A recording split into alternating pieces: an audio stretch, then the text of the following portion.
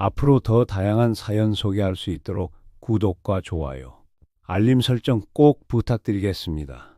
이정숙은 새벽 5시부터 일어나 김치를 담갔다. 25살에 시집 와서 지금까지 단 하루도 게으름을 피우지 않았다. 마당의 닭들이 꼿꼿대거리며 모이를 쪼아먹는 소리가 정겹게 들린다. 영호야, 서울 가는 버스 몇 시였지? 정숙이 부엌에서 소리쳤다. 남편 김영호가 방에서 대답했다. 9시 반이야. 또 가려고? 목소리에 약간의 짜증이 섞여 있었다. 거긴 내 며느리 집이지. 내 집 아니야. 너무 자주 드나들면 눈치 보인다고. 정숙은 잠깐 손을 멈췄다. 하지만 곧 다시 김치통을 닦으며 말했다. 손주 얼굴 보는 게 뭐가 잘못이야. 서준이가 할머니 보고 싶다고 하는데. 영호는 더 이상 말하지 않았다. 40년을 함께 살아온 아내의 성격을 너무 잘 알고 있었다. 오전 10시, 정숙은 직접 담근 김치와 밑반찬들을 보자기에 싸서 서울행 버스에 올랐다. 창밖으로 펼쳐진 논밭을 보며 마음이 설렜다. 서준이 얼굴이 떠올랐다. 10살이 된 손자는 할머니가 올 때마다 현관문 앞에서 기다리곤 했다. 2시간 후 아파트 앞에 도착했다. 정숙은 무거운 보자기를 들고 엘리베이터를 탔다. 12층에서 내려 1204호 벨을 눌렀다. 할머니, 문이 열리자마자 서준이가 달려왔다. 정숙의 얼굴에 환한 미소가 번졌다. 우리 서준이 많이 컸네. 키가 또 얼마나 자랐을까. 정숙이 손자를 끌어안았다. 며느리 윤지연이 뒤따라 나왔다. 얼굴이 많이 지쳐 보였다. 어머님, 또 오셨네요. 힘드실 텐데 자꾸 오시느라 고생이에요. 정숙은 지연의 말에 묘한 기분을 느꼈다. 분명 안부 인사인데 왜 마음이 편하지 않을까? 아니야, 손주 보는 게 무슨 고생이야. 김치 새로 담갔어. 서준이가 좋아하는 깻잎 장아찌도 가져왔고 지연은 억지로 미소를 지었다. 고마워요.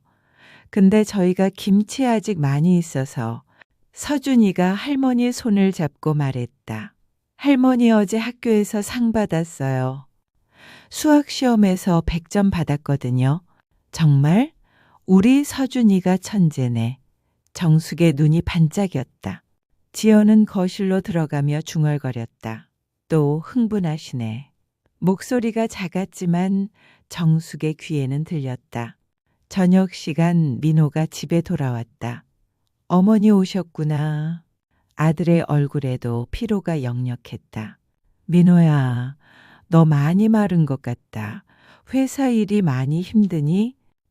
정숙이 아들의 어깨를 만져봤다. 괜찮아요, 어머니. 요즘 프로젝트가 좀 바빠서요. 가족들이 모여 저녁을 먹었다. 정숙은 서준이에게 계속 반찬을 올려주며 이런저런 이야기를 물어봤다. 서준이는 신나서 학교 이야기를 했지만 지연은 시계를 자꾸 쳐다봤다. 밤 9시가 되자 지연이 말했다. 서준아, 이제 씻고 자야지. 아, 할머니랑 더 놀고 싶은데요. 서준이가 아쉬워했다.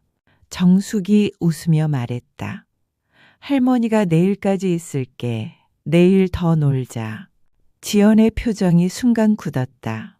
어머님, 내일까지요? 서준이가 토요일이니까 하루 더 있으면 되겠다 싶어서.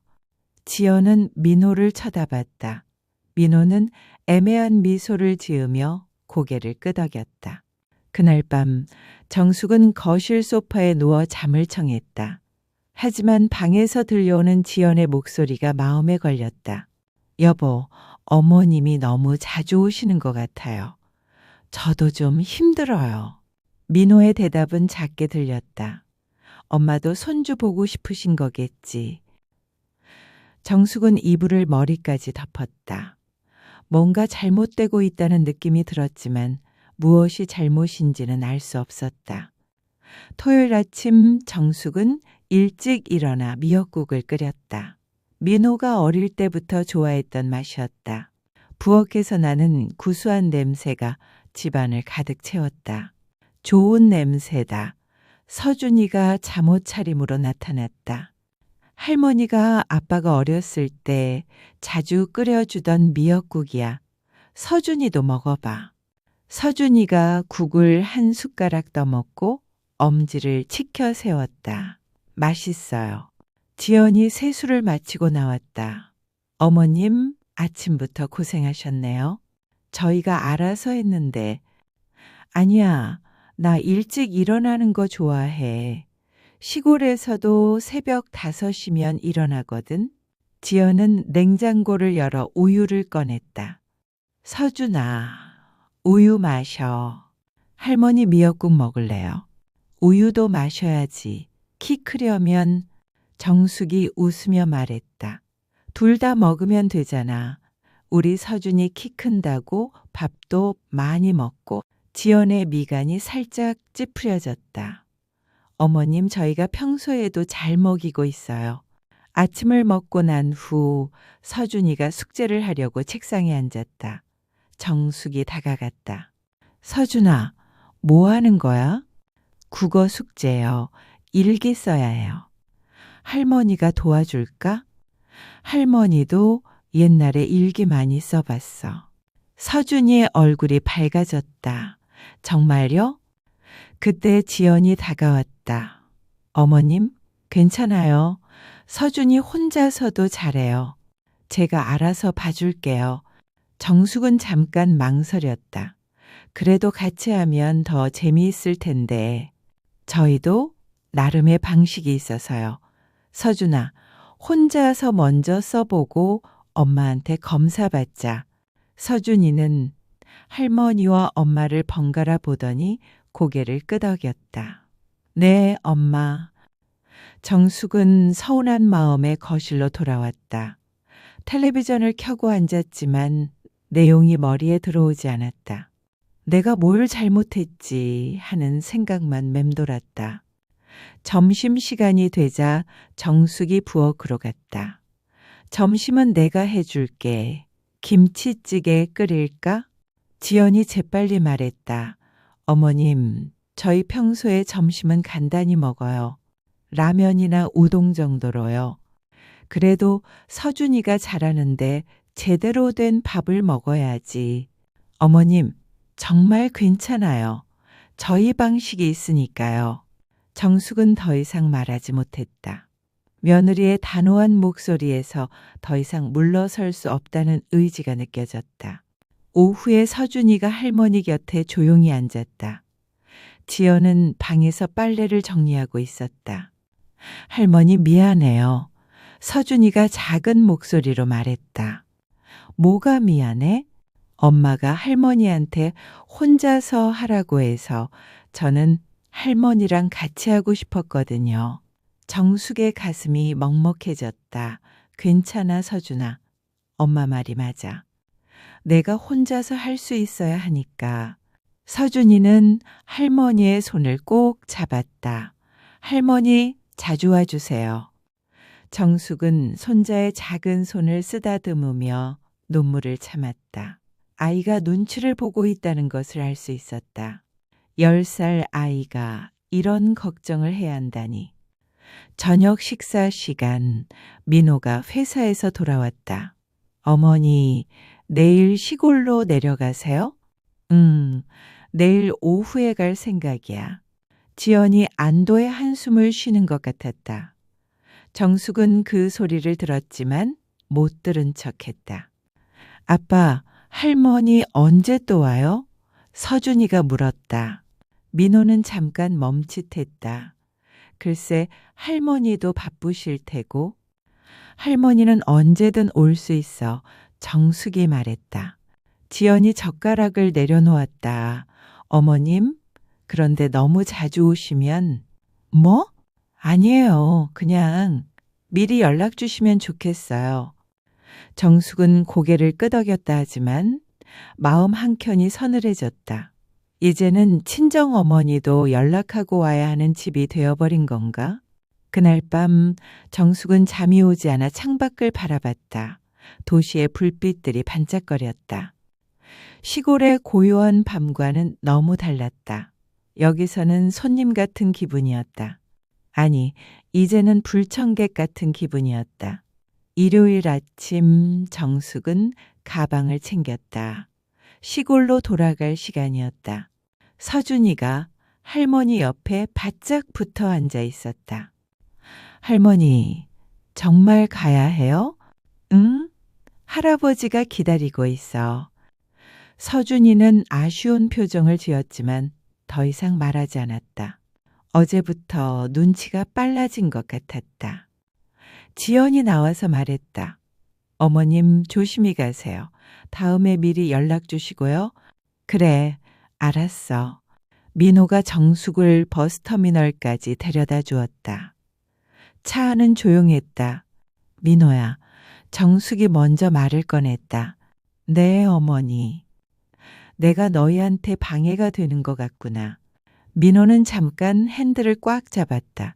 무슨 말씀이세요? 지연이가 내가 오는 걸 별로 안 좋아하는 것 같아. 민호는 한참 동안 대답하지 않았다. 신호등에서 차가 멈춰서자 그제야 입을 열었다.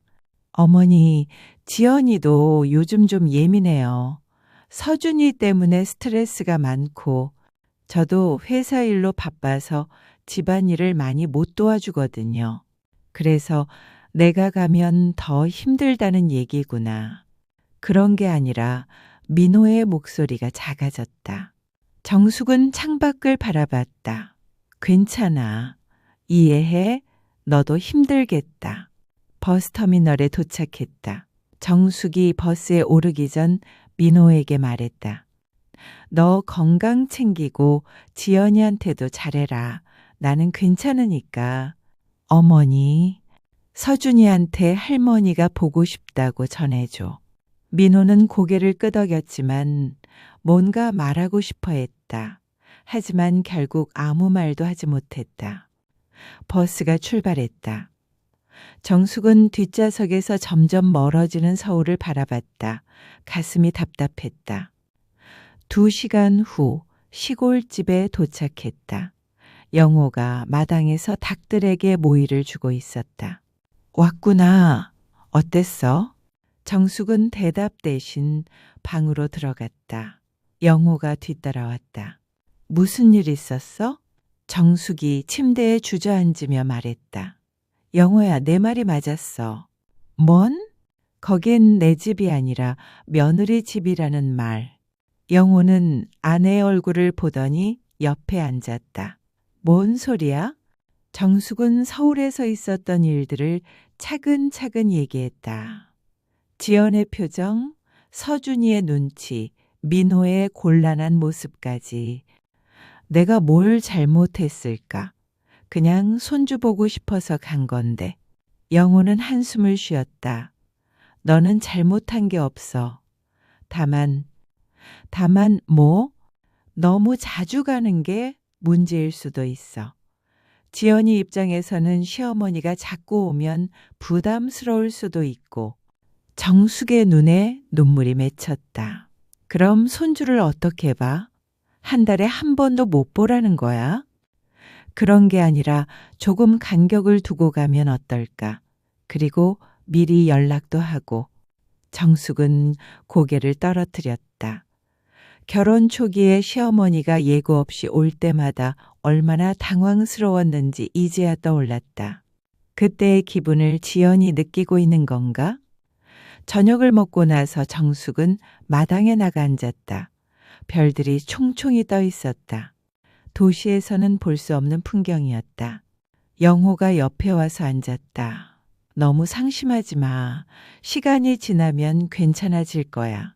서준이가 할머니 보고 싶다고 했는데 그 아이 눈치 보는 거 봤어. 10살짜리가 벌써 눈치를 보다니. 아이들은 어른들이 생각하는 것보다 눈치가 빨라. 정숙은 하늘을 올려다보며 말했다. 내가 너무 앞서간 건가? 지연이 마음도 헤아리지 못하고 지연이도 처음 겪는 일이야. 시간이 해결해 줄 거야. 하지만 정숙의 마음은 쉽게 달래지지 않았다. 평생 가족을 위해 살아온 자신이 이제는 가족에게 부담이 되고 있다는 생각이 가슴을 눌렀다. 한 주가 지났다. 정숙은 평소처럼 농사일을 하며 지냈지만 마음 한켠은 늘 서울에 가 있었다. 서준이는 잘 지내고 있을까? 지연이는 여전히 자신을 부담스러워할까? 목요일 저녁 민호에게서 전화가 왔다. 어머니 안녕하세요. 응, 민호야. 서준이 잘 지내지? 네, 잘 지내요. 어머니는 어떠세요? 나야 뭐 그냥 그래. 농사일 하면서 지내고. 어머니, 이번 주말에 오실 생각 없으세요? 정숙은 깜짝 놀랐다. 지난주의 일을 생각하면 민호가 먼저 올 것을 권할 거라고는 생각지 못했다. 괜찮겠어? 지연이가 또 부담스러워할까봐. 괜찮아요. 서준이가 할머니 보고 싶다고 계속 그래서요. 정숙의 마음이 따뜻해졌다. 그래? 그럼 토요일에 갈까? 네, 좋아요. 근데 어머니 미리 연락 주시는 게 좋을 것 같아요. 알았어. 그럼 토요일 오전에 갈게. 전화를 끊고 나서 정숙은 기분이 좋아졌다. 역시 혈육의 정은 어쩔 수 없는 거구나. 토요일 아침, 정숙은 서준이가 좋아하는 호박전을 부쳤다. 영호가 말했다. 이번엔 좀 조심해서 가. 눈치도 보고. 알아, 걱정 마. 하지만 정숙의 마음은 이미 손주에게 가 있었다. 호박전 냄새를 맡으며 좋아할 서준이의 얼굴이 떠올랐다. 서울에 도착해서 전화했다. 지연아, 나야. 지금 아파트 앞이야. 어머님, 오신다고 연락 안 주셨는데요. 아, 민호가 오라고 해서 미안해 깜빡했어. 전화 너머로 지연의 한숨 소리가 들렸다. 네, 올라오세요. 엘리베이터에서 정숙은 불안한 마음이 들었다. 뭔가 잘못된 것 같은 기분이었다. 문을 열고 들어가니 서준이가 소파에서 게임을 하고 있었다. 평소 같으면 달려와서 안겼을 텐데 이번에는 그냥 손만 흔들었다. 할머니, 왔어요? 지연이 부엌에서 설거지를 하고 있었다. 뒤돌아보지도 않고 말했다. 어머님, 갑자기 오시면 곤란해요. 저희도 계획이 있거든요. 무슨 계획? 친구들이랑 약속이 있었어요. 서준이도 학원 가야 하고. 정숙은 당황했다. 민호가 오라고 했는데 그때 민호가 방에서 나왔다. 어머니 오셨구나. 지연이 민호를 노려봤다. 여보, 어머님께 오시라고 했어요? 민호는 머뭇거렸다. 그게 서준이가 할머니 보고 싶다고 해서. 그렇다고 제 동의도 없이 그러시면 어떻게 해요? 정숙은 민호와 지연 사이의 긴장감을 느꼈다. 자신 때문에 이 집에 불화가 생기고 있었다. 미안해, 지연아. 내가 미리 연락했어야 했는데. 지연이 설거지를 멈추고 돌아섰다. 얼굴이 빨갛게 달아올라 있었다. 어머님, 솔직히 말씀드릴게요. 지연아, 민호가 말렸다. 아니에요. 이제 참을 수 없어요. 지연의 목소리가 떨렸다. 어머님이 자꾸 오시면 저희가 정말 부담돼요. 제발 오지 않으셨으면 해요. 정숙은 얼어붙었다.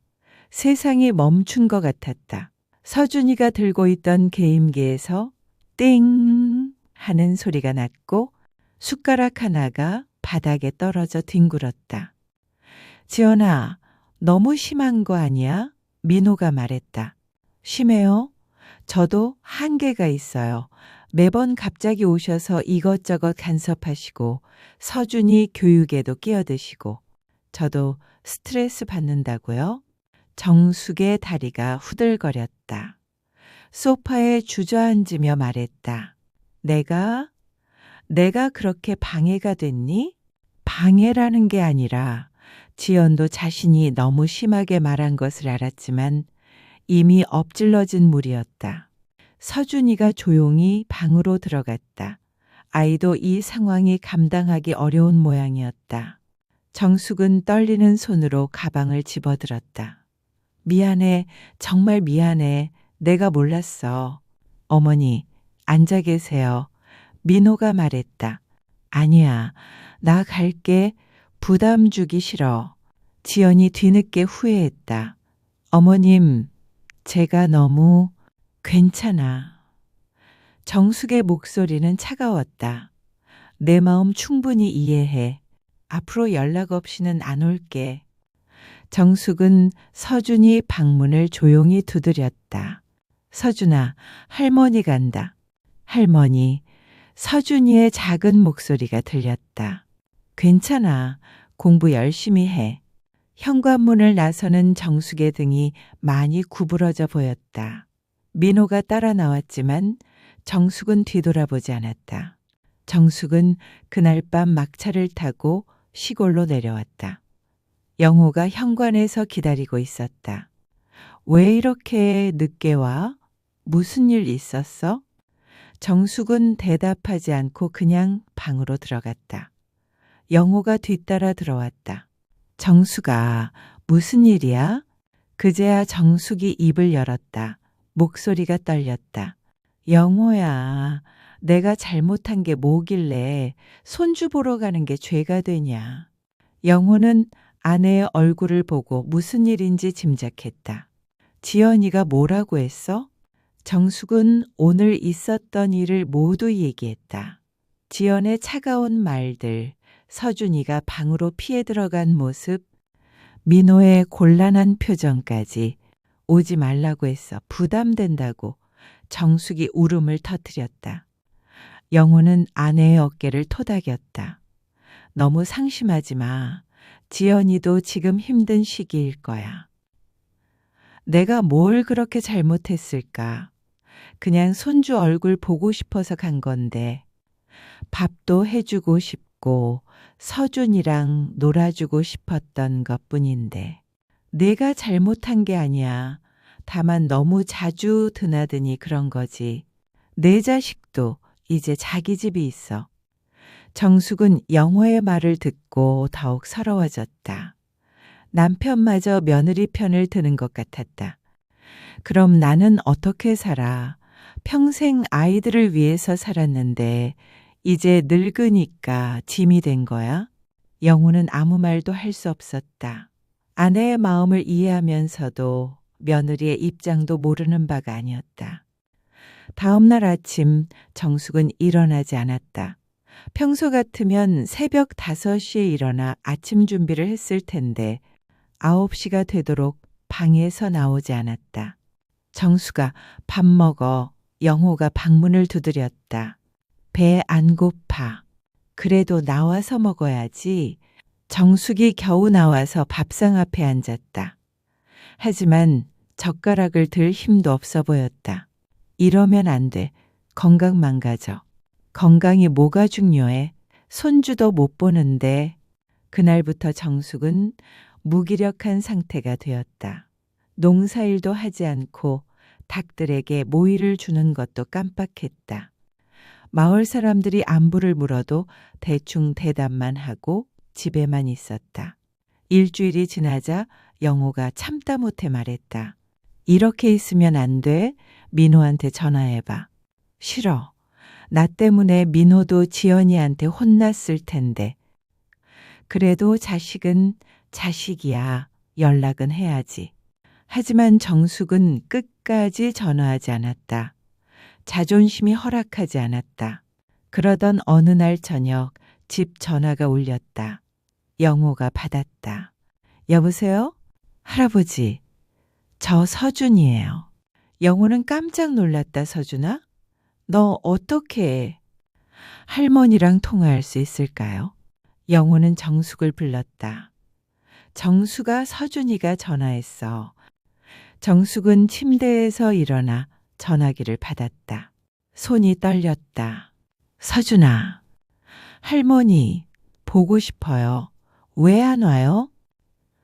정숙의 가슴이 찢어지는 것 같았다. 서준아, 할머니도 보고 싶어. 정말 많이. 그럼 와요. 저 할머니 없으면 심심해요. 서준아, 정숙이 울음을 참으며 말했다. 할머니가 가면 너희 엄마가 힘들어해. 할머니는 조금 멀리서 서준이를 사랑할게. 왜요? 할머니가 뭘 잘못했어요? 아이의 순진한 질문에 정숙은 더욱 가슴이 아팠다. 어떻게 설명해야 할지 모르겠었다. 서준아, 할머니가 너를 사랑하는 마음은 변하지 않을 거야. 멀리 있어도 항상 서준이 생각하고 있어. 할머니, 공부 열심히 하고 엄마 아빠 말씀 잘 들어야 해. 알겠지? 네. 할머니도 건강하세요. 전화를 끊고 나서 정숙은 한참 동안 울었다. 10살 아이가 할머니를 걱정하며 전화를 걸었다는 것이 너무 고마우면서도 마음 아팠다. 영호가 옆에 앉으며 말했다. 서준이도 할머니를 많이 그리워하는구나. 그래서 더 마음이 아파. 아이한테는 죄가 없는데. 그날 밤 정숙은 오랜만에 깊이 잠들었다. 서준이의 목소리가 마음의 상처를 조금이나마 달래주었다. 하지만 여전히 어떻게 해야 할지는 알 수 없었다. 서준이의 전화 이후로 정숙의 마음은 더욱 복잡해졌다. 손주가 자신을 그리워한다는 것을 알았지만 그렇다고 해서 지연과의 갈등이 해결되는 것은 아니었다. 며칠 후 정숙은 마을 회관에 나갔다. 오랜만에 집 밖으로 나온 것이었다. 같은 또래의 할머니들이 모여 수다를 떨고 있었다. 정숙이네, 오랜만이다. 어디 아팠어? 아니야, 그냥 좀 피곤해서. 김순자 할머니가 말했다. 나도 며느리 때문에 스트레스야. 요즘 며느리들은 시어머니를 뭐로 보는지 모르겠어. 다른 할머니가 거들었다. 맞아, 우리 때는 시어머니 모시는 게 당연했는데 요즘은 오히려 우리가 눈치 봐야 해. 정숙은 조용히 듣고만 있었다. 다른 사람들도 비슷한 고민을 하고 있다는 것을 알았지만 위로가 되지는 않았다. 정숙아, 너는 어때? 서울 사는 아들 며느리랑은 어떻고? 정숙은 잠깐 망설이다가 대답했다. 그냥 비슷해. 아이고, 다들 그런가 보네. 우리가 뭘 잘못했다고 이런 취급을 받아야 하는지. 집으로 돌아오는 길에 정숙은 생각했다. 정말 모든 시어머니들이 이런 고민을 하고 있는 걸까? 그렇다면 이건 개인의 문제가 아니라 시대의 변화인 것일까? 그날 저녁 민호에게서 전화가 왔다. 어머니 안녕하세요. 민호야. 어머니 괜찮으세요? 서준이가 할머니한테 전화했다고 하던데. 응, 했어. 보고 싶다고 하더라. 민호는 잠깐 말을 멈췄다가 이어서 말했다. 어머니, 저희가 너무 심했나요? 정숙은 아들의 목소리에서 미안함을 느꼈다. 아니야, 너희 입장도 이해해. 지연이도 많이 후회하고 있어요. 너무 감정적으로 말해서. 괜찮아. 지연이 말이 틀린 게 아니야. 내가 너무 자주 갔나 봐. 그런 게 아니에요. 어머니는 잘못하신 게 없어요. 정숙은 아들이 자신과 아내 사이에서 힘들어한다는 것을 알 수 있었다. 민호야, 너무 신경 쓰지 마. 나는 괜찮으니까. 어머니, 서준이만 잘 키워. 그게 제일 중요해. 전화를 끊고 나서 정숙은 한숨을 쉬었다. 아들도 힘든 상황이라는 것을 알 수 있었다. 그렇다면 자신이 물러서는 것이 맞는 걸까? 다음 날 정숙은 오랜만에 김치를 담갔다. 무와 배추를 썰면서 마음이 조금 정리되는 기분이었다. 손을 움직이니 생각도 정리되었다. 내가 지연이 처지에서 생각해봤나? 결혼 초기 자신도 시어머니가 갑자기 오면 당황스러웠던 기억이 났다. 집안이 어수선할 때 오시면 더욱 스트레스를 받았다. 그런데 지금 자신은 며느리에게 그런 스트레스를 주고 있었던 것이다. 하지만 한편으로는 서운했다. 자신은 아기가 없었고 그저 손주를 사랑하는 마음뿐이었다. 그런 마음조차 부담스럽다고 하니 어떻게 해야 할지 모르겠었다. 영호가 부엌으로 들어왔다. 김치 담그네? 응, 오랜만에. 마음 좀 정리됐어? 정숙은 고춧가루를 섞으며 말했다. 아직 잘 모르겠어. 내가 어떻게 해야 할지. 시간이 지나면 방법이 생길 거야. 정말 그럴까? 영호는 아내의 어깨를 토닥였다. 우리도 처음 겪는 일이야. 천천히 해보자. 그날 밤 정숙은 일기를 써봤다. 오랜만에 하는 일이었다. 손주를 사랑하는 마음과 며느리를 배려하는 마음, 둘 다 놓을 수는 없다. 어떻게 하면 모두가 편할 수 있을까? 답은 아직 모르겠지만 포기하지는 않겠다. 멀리서 개 짖는 소리가 들렸다. 시골의 고요한 밤이었다. 정숙은 창문을 열고 별을 바라봤다. 서울에서는 볼 수 없었던 별들이 총총히 떠 있었다. 한 달이 지났다. 정숙은 평소의 일상으로 돌아갔지만 마음 한편은 늘 서울에 가 있었다. 서준이는 잘 지내고 있을까? 학교는 재미있게 다니고 있을까? 어느 토요일 오후 마당에서 빨래를 널고 있는데 차 소리가 들렸다. 누군가 싶어 고개를 돌리니 민호의 차였다. 민호가 왜 혼자 왔지? 정숙이 궁금해하며 현관으로 나갔다. 민호가 차에서 내렸다. 얼굴이 많이 피곤해 보였다, 어머니. 민호야, 무슨 일이야? 서준이는 집에 있어요. 저 혼자 왔어요. 영호도 나와서 아들을 맞았다. 들어와 차 마셔. 거실에 앉은 민호는 한참 동안 말을 하지 못했다. 정숙이 차를 내오며 물었다. 무슨 일 있었어? 민호가 고개를 들었다. 눈이 빨갛게 충혈되어 있었다. 어머니, 미안해요. 뭐가? 지난번에 지연이가 어머니한테 너무 심하게 말해서 정말 미안해요. 정숙은 아들의 어깨를 쓰다듬었다. 괜찮다고 했잖아.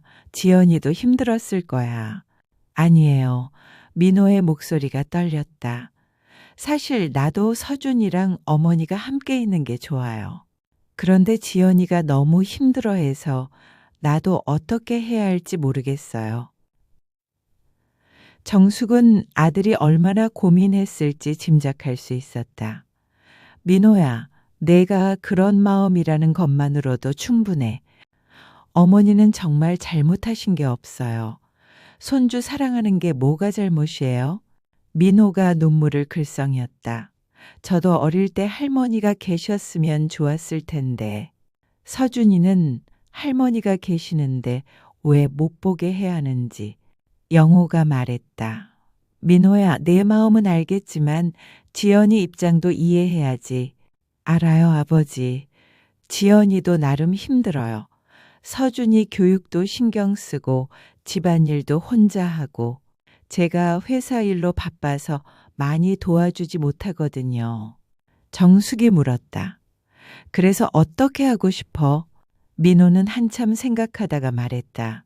어머니 한 가지 부탁이 있어요. 뭔데? 지연이랑 한번 대화해 주실 수 있을까요? 둘이서만 조용히요. 정숙은 놀랐다. 지연이가 그러고 싶어 한다고? 제가 말해 볼게요. 지연이도 어머니한테 미안해하고 있어요. 너무 감정적으로 말해서 후회하고 있다고요. 정숙은 망설였다. 지연과 단둘이 대화한다는 것이 부담스러웠다. 하지만 아들의 간절한 부탁을 외면할 수는 없었다. 알겠어. 지연이가 괜찮다면 해보자. 민호의 얼굴이 밝아졌다. 정말요? 응. 그런데 서준이는 어떻게 해? 서준이는 제가 데리고 나갈게요.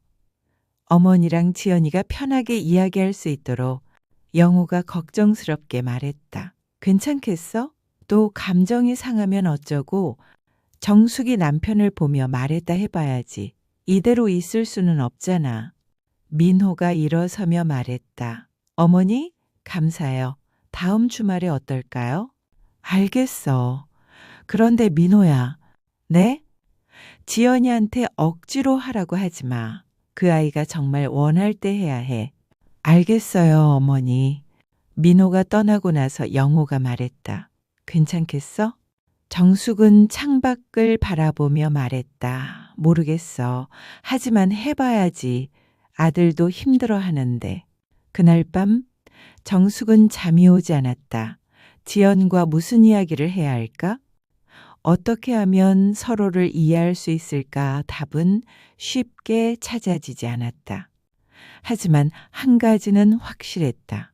이 문제를 해결하지 않으면 가족 모두가 계속 힘들어할 것이라는 점이었다. 용기를 내야 할 때였다. 일주일 후 토요일 정숙은 다시 서울로 향했다. 이번에는 마음가짐이 달랐다. 손주를 보러 가는 것이 아니라 며느리와 진솔한 대화를 하러 가는 것이었다. 민호가 버스터미널에서 기다리고 있었다. 어머니 고생하셨어요. 지연이는 뭐라고 해? 처음에는 부담스러워 했는데 결국 해보자고 하더라고요. 서준이랑 저는 놀이공원에 갈 예정이에요.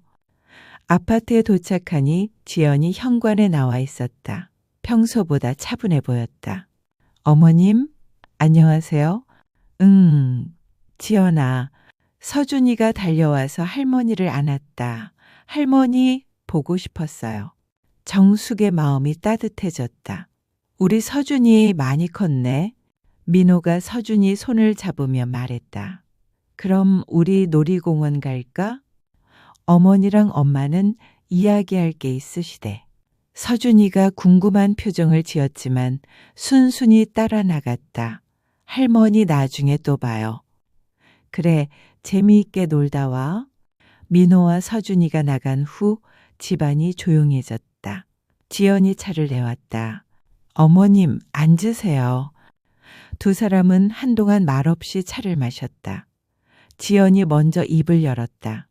어머님, 지난번에 정말 죄송했어요. 너무 감정적으로 말씀드려서. 정숙이 고개를 저었다. 아니야, 지연아. 내 마음도 이해해. 나도 젊었을 때 비슷한 적이 있거든. 그래도 너무 심했어요. 어머님이 얼마나 상처받으셨을까 생각하니까. 정숙은 지연의 얼굴을 자세히 봤다. 눈 밑에 다크서클이 있고 전체적으로 지쳐 보였다. 지연아, 너 많이 힘들지? 지연의 눈에 눈물이 맺혔다. 네, 요즘 정말 힘들어요. 서준이 교육도 신경 써야 하고 집안일도 혼자 해야 하고 민호 오빠도 회사 일로 바빠서 도움을 못 받거든요. 그런데 내가 자꾸 가서 더 부담을 준 거구나. 그런 게 아니라 지연이 눈물을 닦으며 말했다. 어머님이 오시면 제가 더 신경을 써야 하잖아요. 음식도 준비해야 하고 집도 깨끗이 해야 하고 그런데 저는 그럴 여유가 없었어요.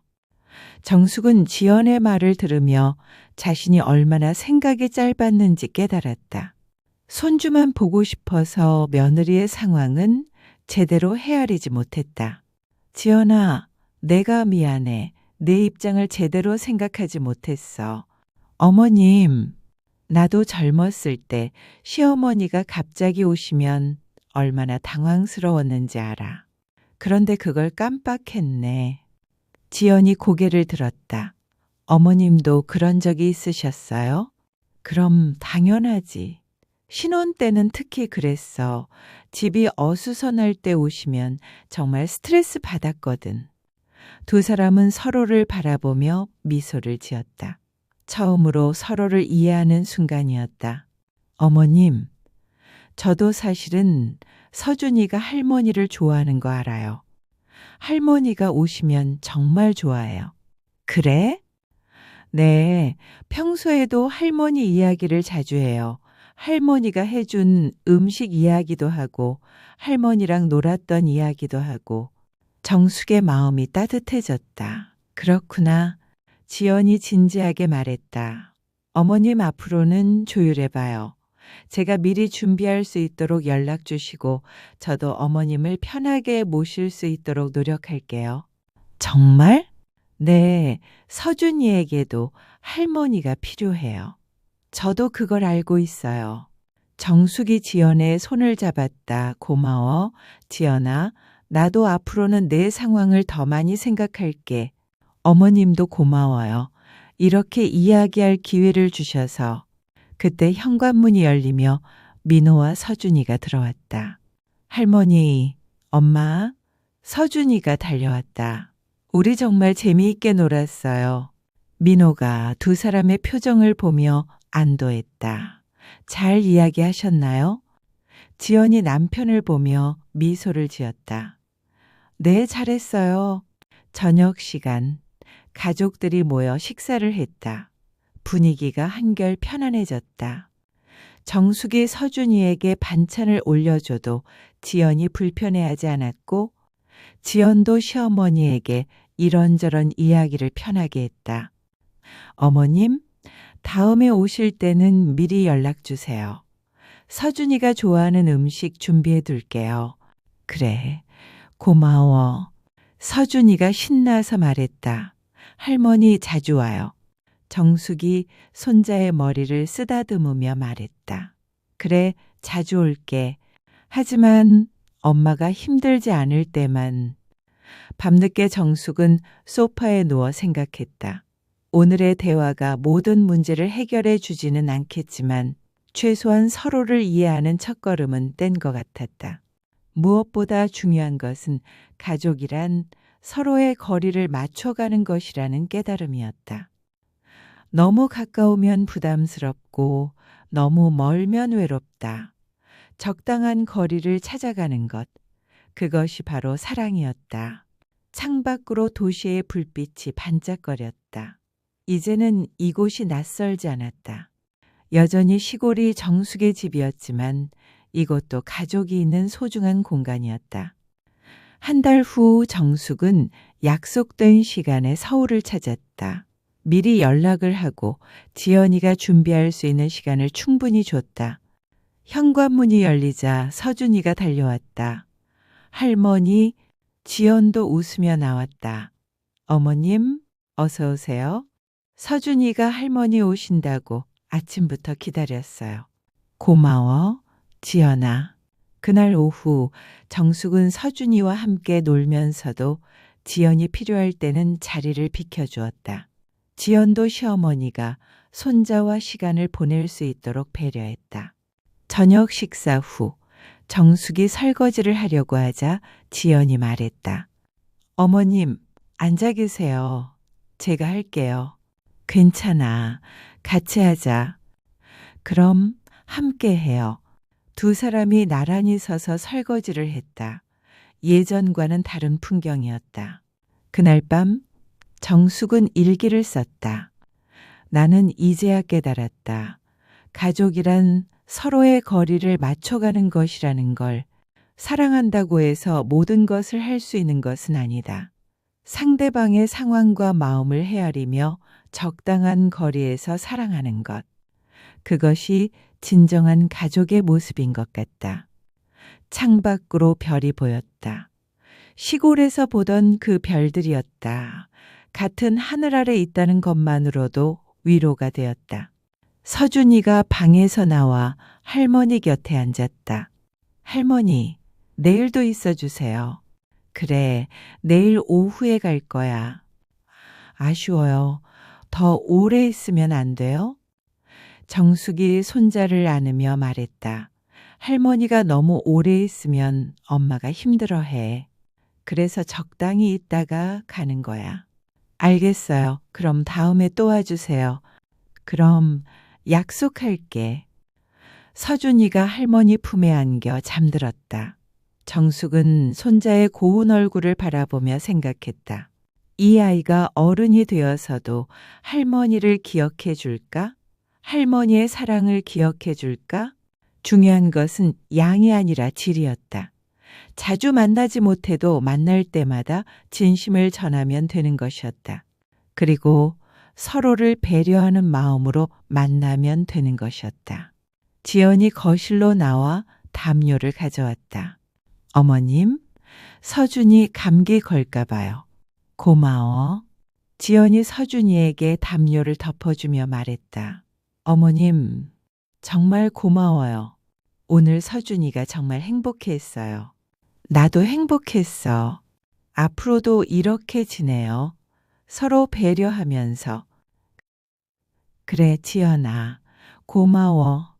다음 날 오후 정숙이 시골로 돌아갈 시간이 되었다. 서준이가 할머니를 배웅하며 눈물을 글썽였다. 할머니, 다음 주에도 와요? 아니야, 다음 주는 할머니가 바빠. 그 다음 주에 올게.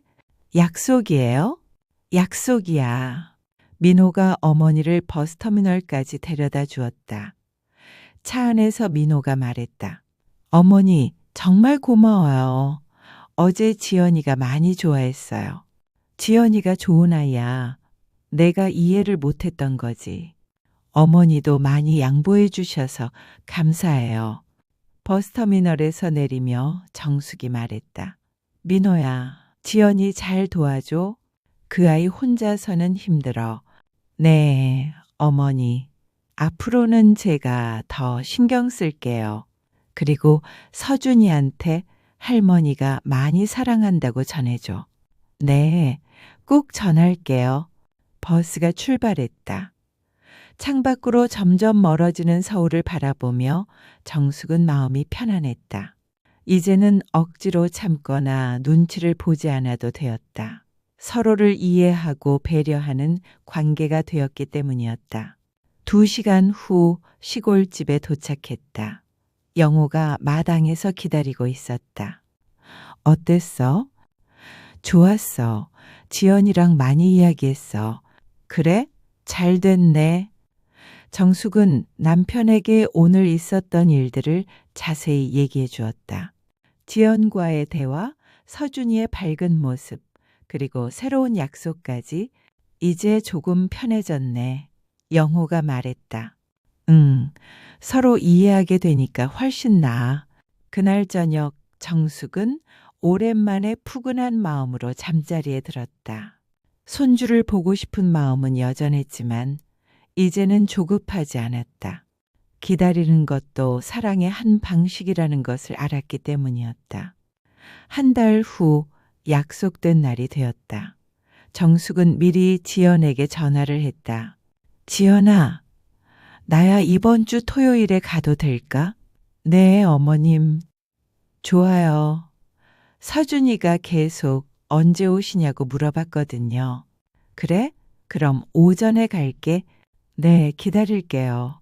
참, 어머님이 좋아하실 만한 반찬 준비해 둘게요. 고마워, 지연아. 전화를 끊고 나서 정숙은 미소를 지었다. 이제는 정말 가족이 된 기분이었다. 서로를 배려하고 이해하는 진정한 가족이었다. 그 주 토요일 정숙은 설레는 마음으로 서울을 향했다. 손주를 보러 가는 것이 아니라 가족을 만나러 가는 것이었다. 그리고 그 가족 안에는 이제 자신도 자연스럽게 포함되어 있었다. 아파트에 도착하자 서준이가 엘리베이터 앞에서 기다리고 있었다. 할머니, 우리 서준이 또 컸네? 지연도 웃으며 나왔다. 어머님, 어서 오세요. 서준이가 새벽부터 할머니 온다고 난리였어요. 지연아, 고마워. 그날은 정말 편안하고 즐거운 하루였다.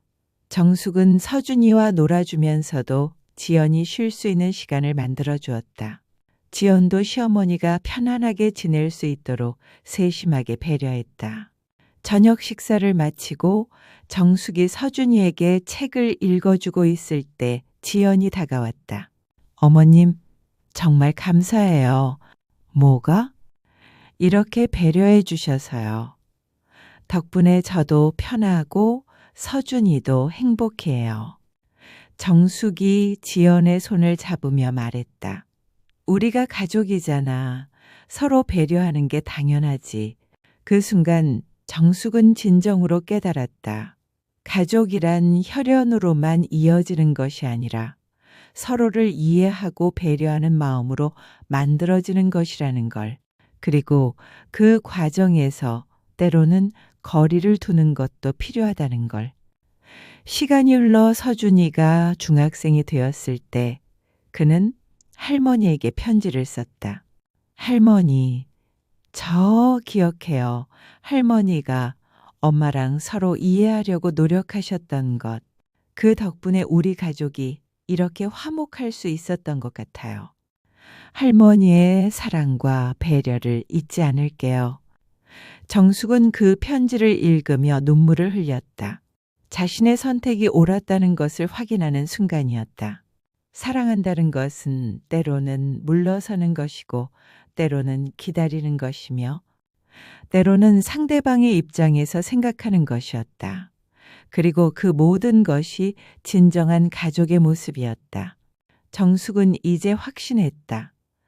거리가 사랑을 약하게 만드는 것이 아니라 오히려 더 깊고 진실하게 만든다는 것을, 그리고 그렇게 맞춰진 거리 안에서 피어나는 사랑이야말로 가장 아름다운 것이라는 걸.